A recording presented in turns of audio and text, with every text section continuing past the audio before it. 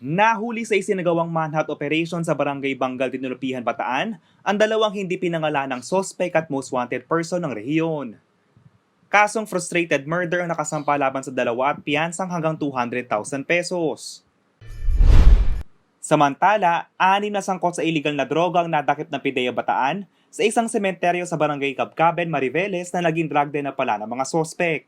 Kinilala sina Bernard Andalio, 28 years old, Eddie Antiguera, 30 years old, John Dinver, 20 years old, Jonard Muna, 18 years old, Francisco Mayor, 37 years old, at Ace Andalio, 60 years old. Nakumpiskang nasa 100,000 halaga ng shabu, 500 pesos bilang marked money at samot-saring drug paraphernalia.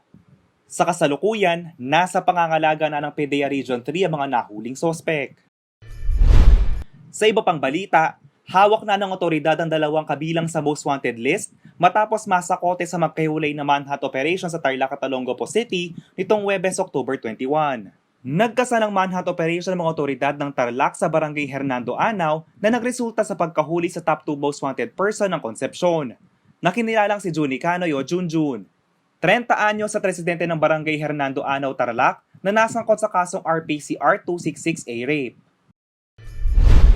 Habang arestado naman sa operasyon sa Lot 3, Block 5, Villa Miranda, Barangay Old Cabalano, Olongapo City, si Ryan Ibasco, 38 years old, residente ng nasabing lugar at kabilang sa most wanted person ng Olongapo City, matapos labagin ng Comprehensive Dangerous Drugs Act of 2002 o RA 9165. JM De Jesus, CLTV News.